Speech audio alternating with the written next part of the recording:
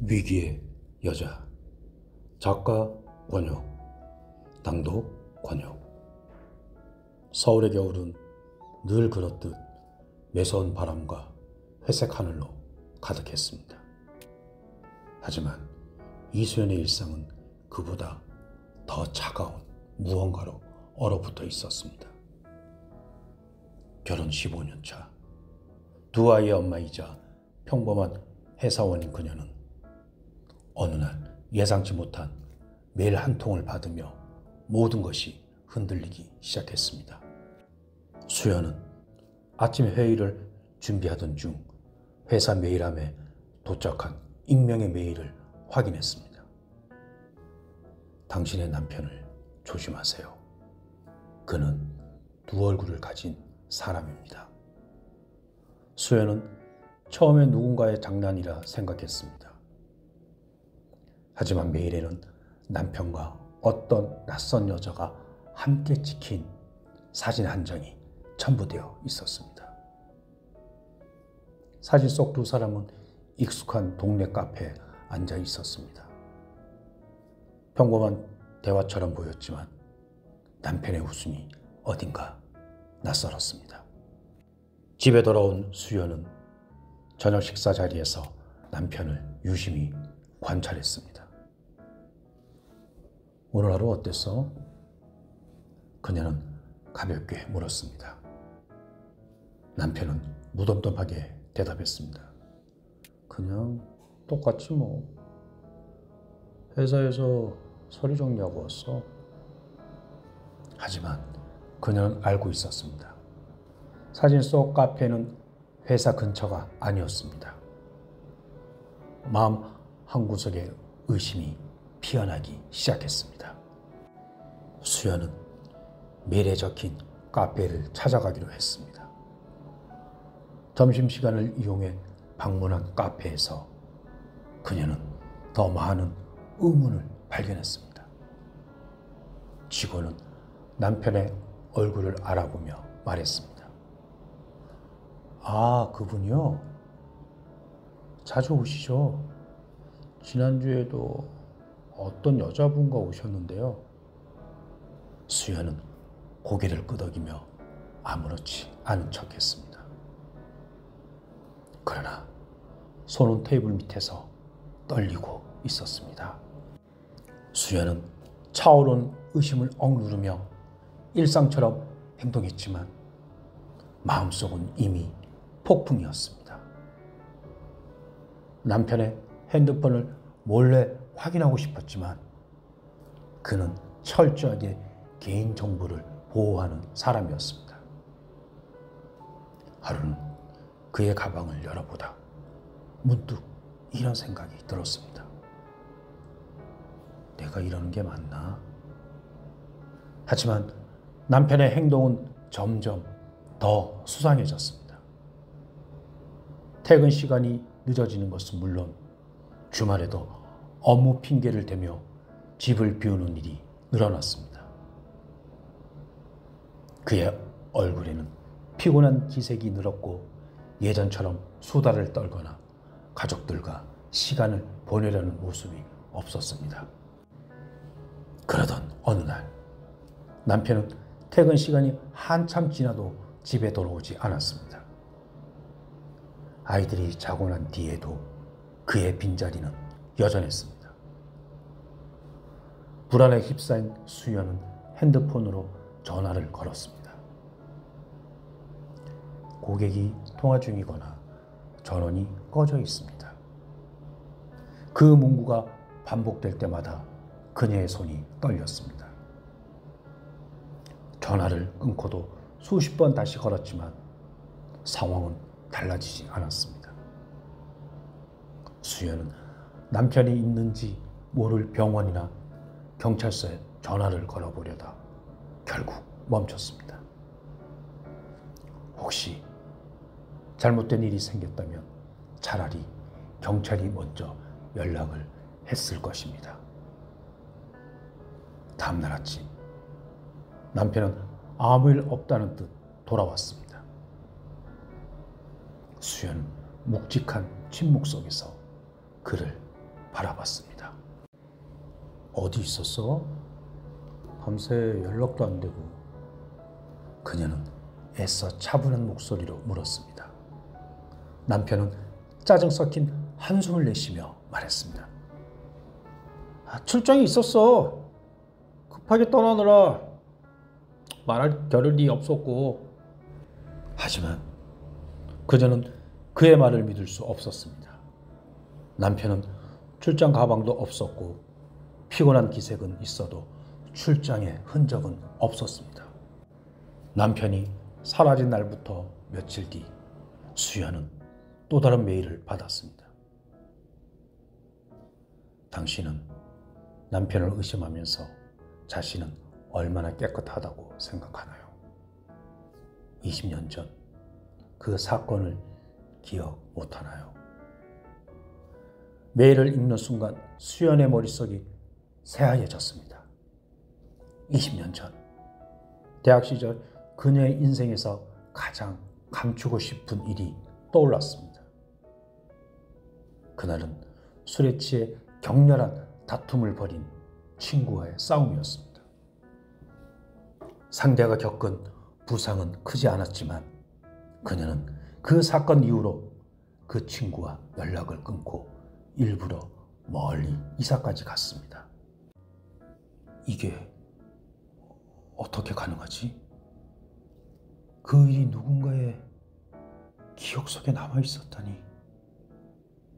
수연은 메일을 보낸 사람이 누군지 추적하려고 했지만 익명성이 보장된 메일 서비스였습니다.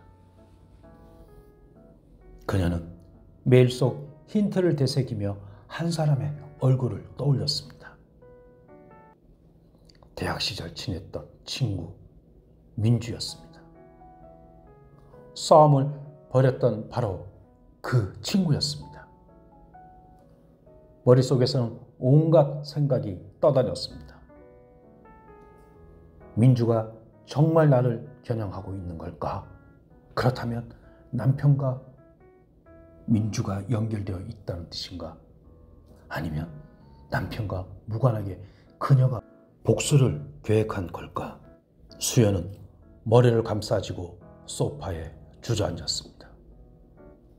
익명의 위협과 남편의 이상한 행동이 동시에 맞물리며 점점 더 큰 혼란에 빠졌습니다. 며칠 뒤 남편은 수연을 마주 앉혔습니다. 그의 표정은 어딘가 초조하면서도 결단력 있어 보였습니다. 우리 얘기 좀 하자. 수연은 그 말을 듣고 이미 마음을 굳혔습니다. 무엇이든 들어야 한다고. 당신 뭐 숨기는 거 있어? 그녀는 차분하게 물었지만 목소리엔 미세한 떨림이 섞였습니다. 남편은 한동안 말없이 그녀를 바라보다 입을 열었습니다. 당신이 말한 카페, 거긴 내가 회사 일 때문에 만나는 사람들이랑 자주 가는 곳이야. 그리고 그는 잠시 말을 멈추더니 고개를 떨구었습니다. 사실 내가 협박당하고 있어. 수연은 눈을 크게 뜨고 물었습니다. 협박? 누가 당신을 협박해? 남편은 턱을 매만지며 말했습니다. 회사 내부 비리를 내가 우연히 알게 됐어. 그쪽에서 내가 입 다무길 바라고 있는 거지. 수연은 믿을 수 없었습니다. 그럼 당신이 요즘 그렇게 행동한 게 그 비리 때문이라고? 남편은 고개를 끄덕였습니다. 그래. 하지만 내가 더 말하기 전에 누군가 당신에게 접근한 모양이네. 메일 받았지? 내가 협박받고 있다는 내용. 수연은 숨이 멎을 것 같았습니다. 남편과 자신의 과거를 모두 알고 있는 사람이란 걸 직감했습니다. 근데 이게 끝이 아니야. 내가 봤을 때 이건 당신을 겨냥한 복수일 가능성도 있어. 남편의 목소리는 무거웠습니다. 당신한테 이러는 사람이 누군지 알아야 해. 그래야 우리가 같이 빠져나갈 방법을 찾을 수 있어. 남편의 손을 잡고 있던 수연은 고개를 숙이며 속삭였습니다. 아마 내가 누군지 알 것 같아. 수연과 남편은 힘을 합쳐 협박자를 추적하기로 했습니다. 그리고 밝혀진 진실은 상상 이상으로 충격적이었습니다. 협박자는 수연의 과거와 연관된 옛 친구였고 그녀의 복수심으로 이 모든 사건을 꾸민 것이었습니다. 수연은 결국 경찰에 신고하며 모든 것을 해결했지만 그녀의 삶에는 이미 깊은 흔적이 남아 있었습니다. 겨울은 끝났지만 수연의 마음속에는 여전히 얼음 같은 감정이 남아 있었습니다. 하지만 그녀는 다짐했습니다. 어떤 위기가 와도 이제는 흔들리지 않을 것이라고. 그녀는 강해졌습니다. 위기의 남자, 작가 권혁, 낭독 권혁. 권비는 평범한 가장이었습니다. 아내와 중학생 딸을 둔 그는 매일 아침 7시에 일어나 출근 준비를 하고 밤 9시쯤 퇴근하는 삶을 반복했습니다. 대기업의 중간 관리자로 안정적인 삶을 살아가는 듯 보였지만 사실 그는 위기에 처해 있었습니다. 그날도 평소와 다름없이 출근한 권비는 사무실에서 커피 한 잔을 들고 자리로 향하던 중 동료들의 수군거리는 소리를 들었습니다. 강훈 팀장, 이번에 걸린 거 아니야? 그러게, 이번 감사 대상에 그의 이름이 올라갔다던데. 순간 심장이 철렁 내려앉았습니다. 곧바로 회사 내부망을 확인해 보았지만 공식적인 발표는 없었습니다. 그러나 조직에서 돌고 있는 소문은 대개 사실일 때가 많았습니다. 권비는 불이 나게 프로젝트 자료를 검토하기 시작했습니다. 얼마 전 마무리된 신도시 개발 프로젝트에서 예산이 초과된 것은 맞지만 그는 회사 방침대로 진행했을 뿐이었습니다. 최종 승인 역시 임원진의 결재를 받은 상태였습니다. 그러나 얼마 지나지 않아 인사팀에서 온 메일이 그의 불안을 현실로 만들었습니다. 내부 감사 관련 면담 요청이라는 제목 아래 내일 오후 2시까지 감사실로 오라는 통보가 적혀 있었습니다. 그날 저녁 권비는 집에서도 불안감을 떨칠 수 없었습니다. 아내는 다정하게 저녁을 차려주었고 딸은 거실에서 시험 공부를 하고 있었습니다. 그러나 그의 머릿속은 감사를 어떻게 헤쳐나가야 할지에 대한 생각으로 가득 차 있었습니다. 만약 감사에서 문제가 발견되면 그는 모든 걸 잃을 수도 있었습니다. 해고당하는 것은 물론이고 퇴직금조차 받지 못한 채 법적 책임까지 질 수도 있었습니다. 권비는 밤늦게까지 프로젝트 관련 자료를 검토했지만 결정적인 증거가 될 만한 자료들은 이미 내부 시스템에서 삭제된 상태였습니다. 의도적으로 흔적을 지운 것처럼 보였습니다. 이제 그는 분명히 깨달았습니다. 누군가 자신을 희생양으로 삼으려 하고 있었습니다. 다음 날 출근한 권비는 상사의 호출을 받았습니다. 부장의 사무실에 들어서자 그의 상사 김 부장이 서류를 손에 쥔 채 심각한 표정을 짓고 있었습니다. 권빈 씨, 이번 감사에서 당신 이름이 자꾸 거론됩니다. 실질적인 책임이 있는 건 윗선이지만 회사는 조용히 정리하길 원해요. 사직서를 내면 좋은 조건으로 마무리해 줄 수 있습니다. 즉, 그만두지 않으면 더 큰 문제를 만들겠다는 협박이었습니다. 권빈은 손에 땀이 차는 걸 느꼈습니다. 단순한 인사조치가 아니라 그가 짊어져야 할 법적 책임까지 고려해야 하는 상황이었습니다. 권빈은 즉시 내부 회계 자료를 확인했지만 핵심 문서들은 이미 삭제된 상태였습니다. 그는 회계 담당자에게 접근했으나 담당자는 겁에 질린 얼굴로 입을 다물었습니다. 모든 증거가 사라지고 있었고 권빈은 점점 더 코너에 몰리고 있었습니다.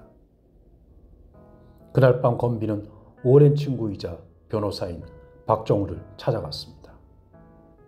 정우는 서류를 훑어보며 고개를 저었습니다.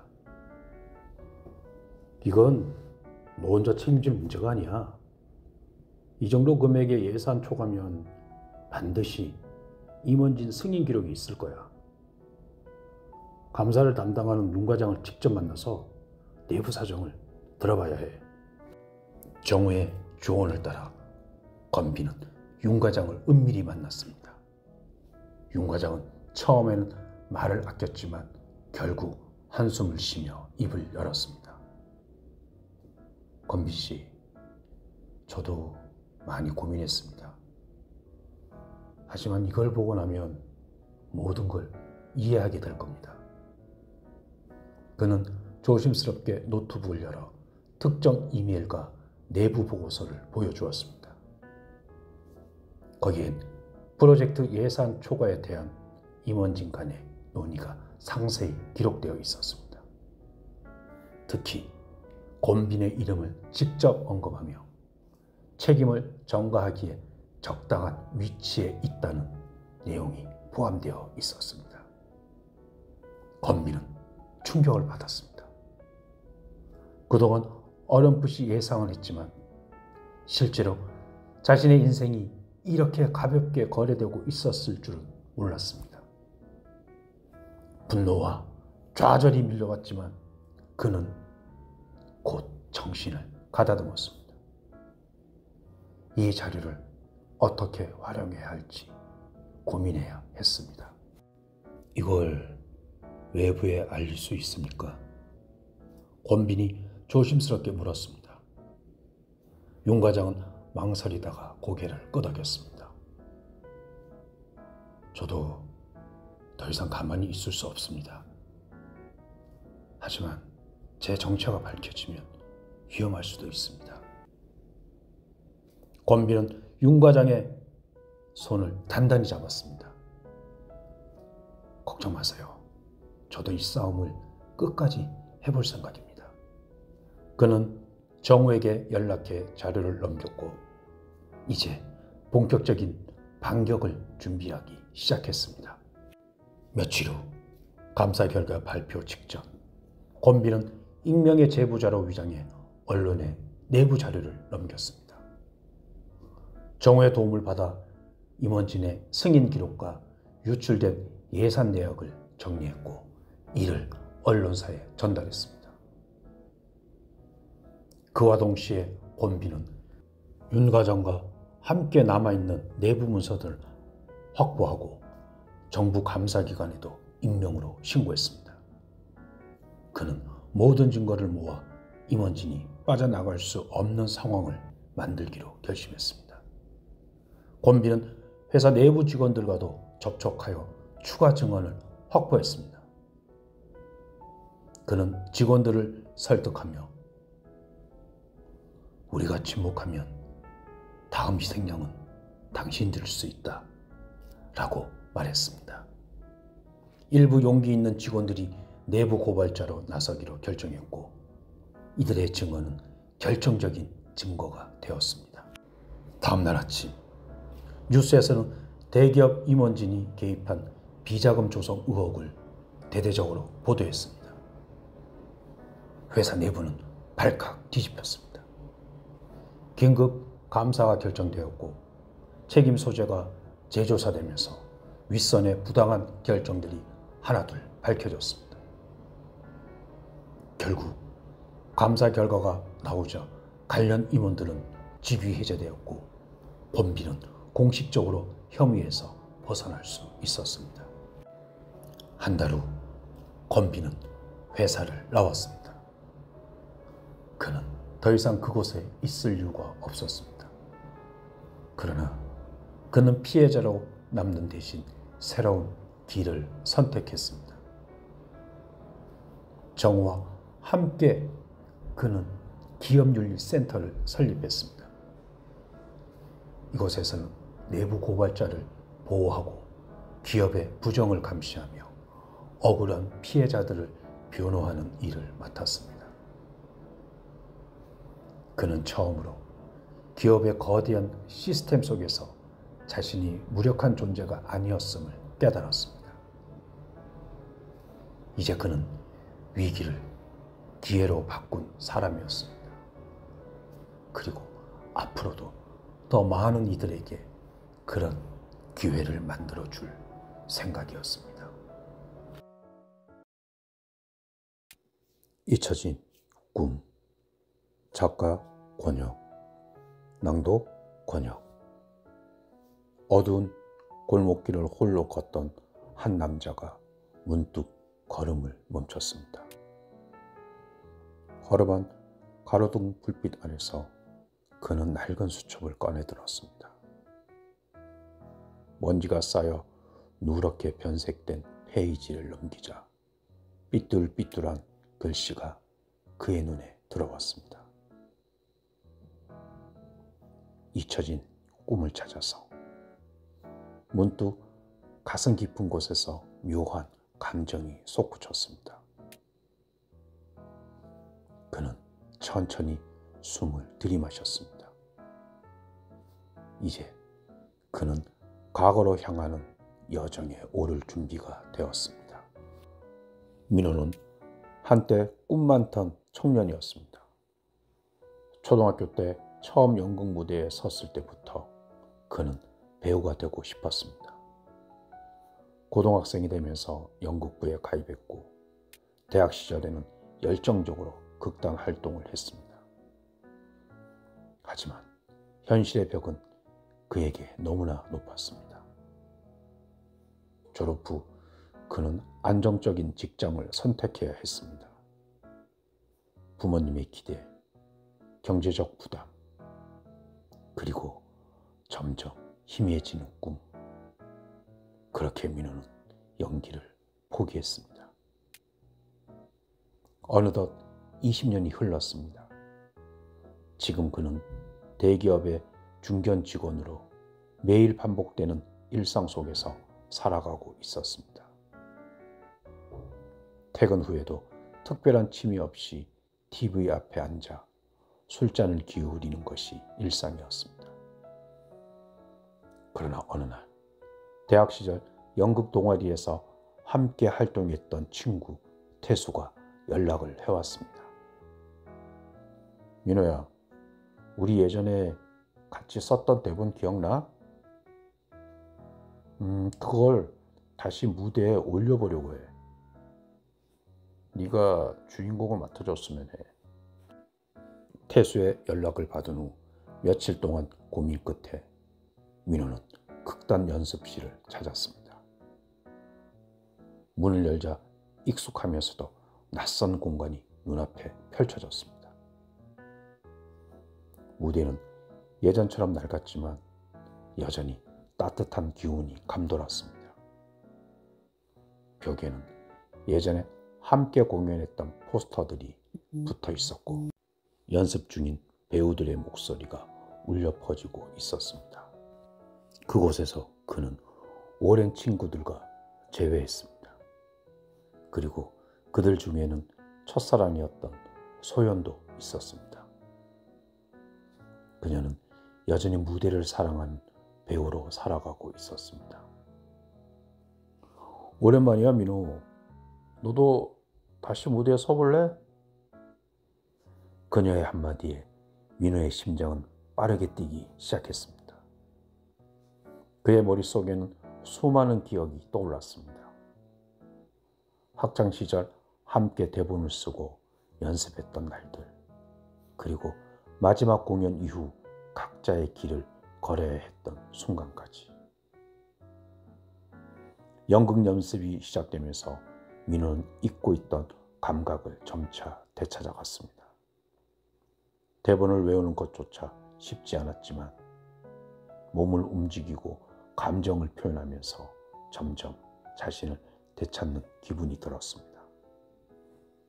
처음에는 어색하기만 했던 동작들이 점차 자연스러워졌고 그의 목소리도 점점 무대 위에서 힘을 갖기 시작했습니다. 연습이 거듭될수록 민호는 자신과의 싸움에 직면해야 했습니다. 오랫동안 연기를 하지 않았던 탓에 무대 공포증이 다시 찾아왔고 동료 배우들과의 호흡도 쉽게 맞지 않았습니다. 하지만 그는 포기하지 않았습니다. 매일 밤 늦게까지 남아 대사를 반복했고 감정을 끌어내기 위해 자신의 과거를 떠올리며 연기에 몰입했습니다.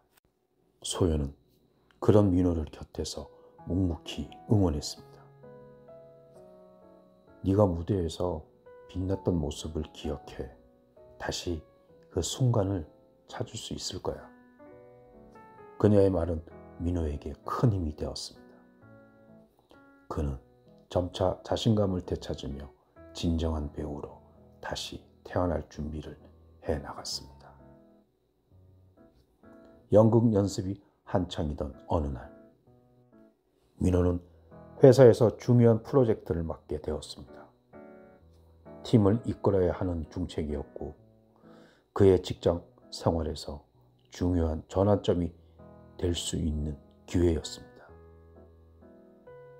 하지만 연극 개막일이 불과 몇 주 앞으로 다가온 시점에서 이 프로젝트는 그에게 커다란 고민거리가 되었습니다.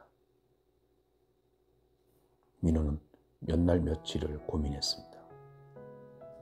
낮에는 회사에서 회의를 주도하고 밤에는 연습실에서 대사를 외우는 이중생활이 계속되었습니다. 하지만 점점 몸과 마음이 지쳐갔고 그는 점차 한계를 느끼기 시작했습니다.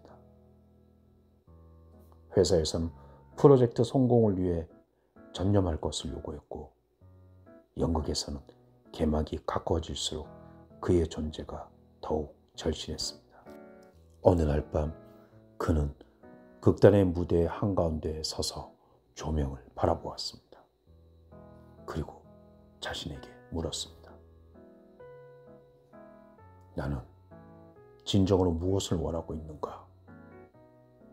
그의 마음속 깊은 곳에서 대답이 들려왔습니다. 연기를 향한 갈망은 여전히 살아있었고 그는 그 열정을 더 이상 외면할 수 없었습니다.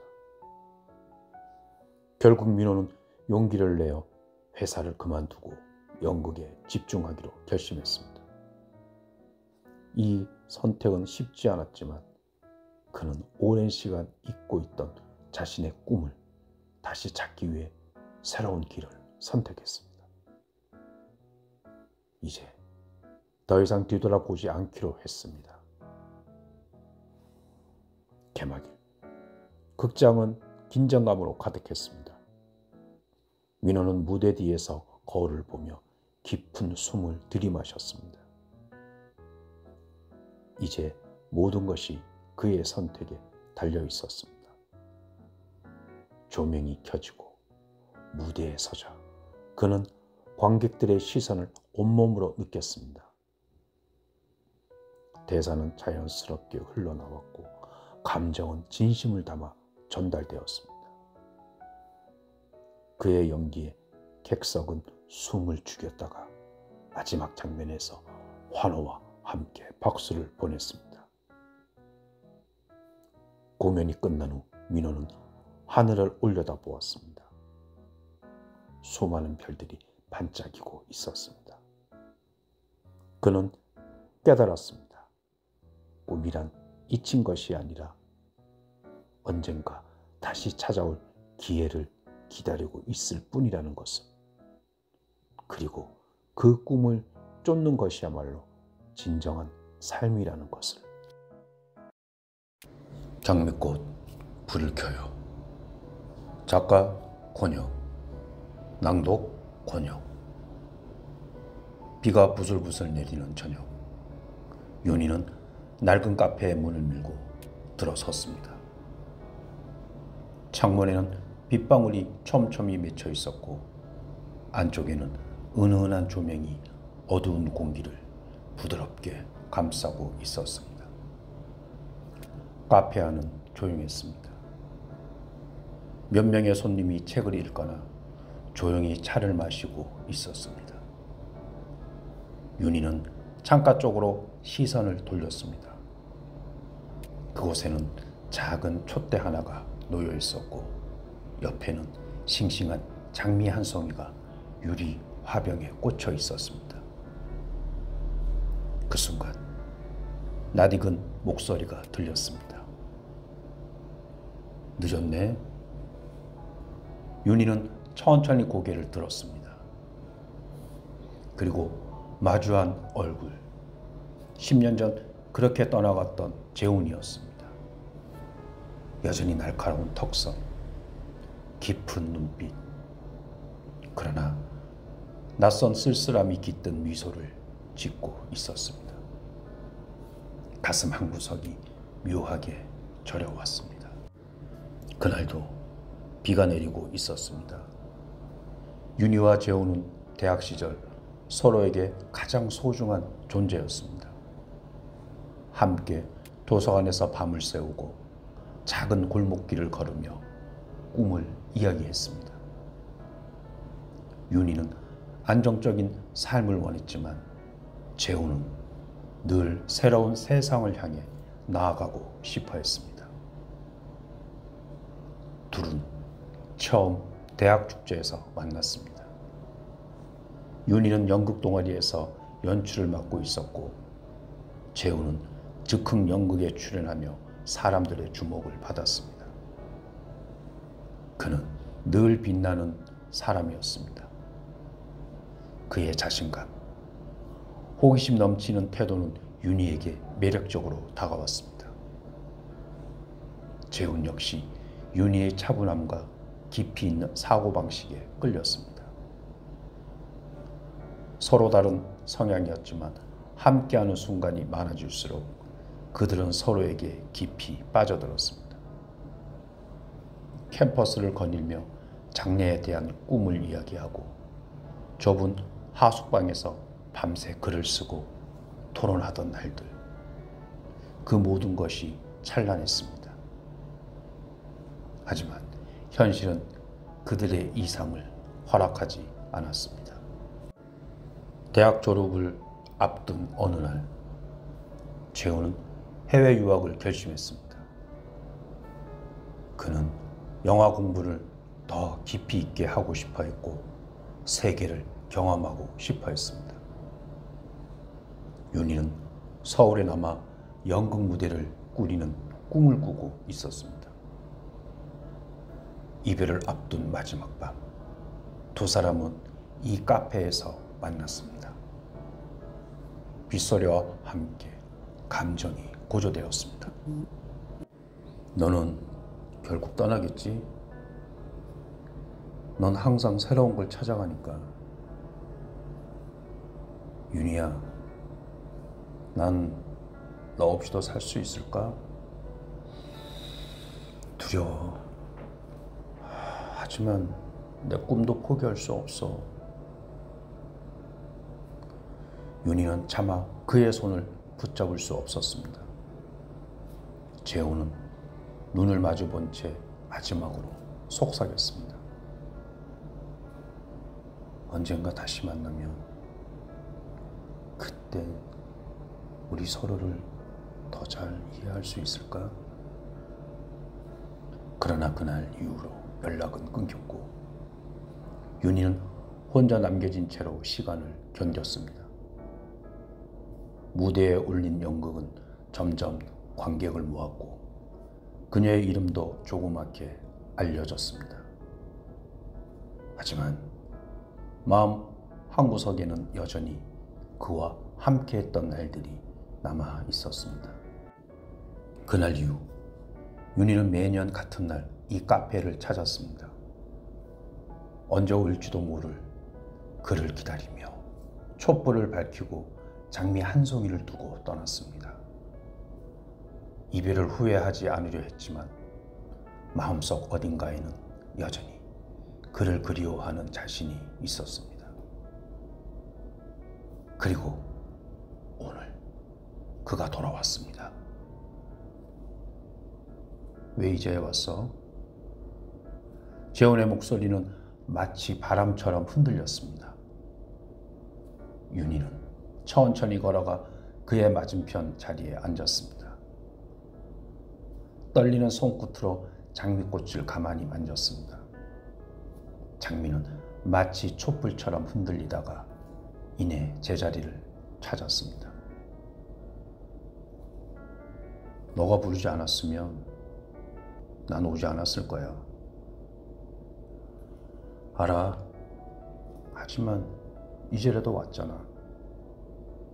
재훈은 촛불 너머로 윤희를 바라보았습니다. 그 시선은 마치 지난 세월을 되돌아보고 싶은 듯 했습니다. 기억나? 우리가 마지막으로 본 날. 윤희는 작게 웃었습니다.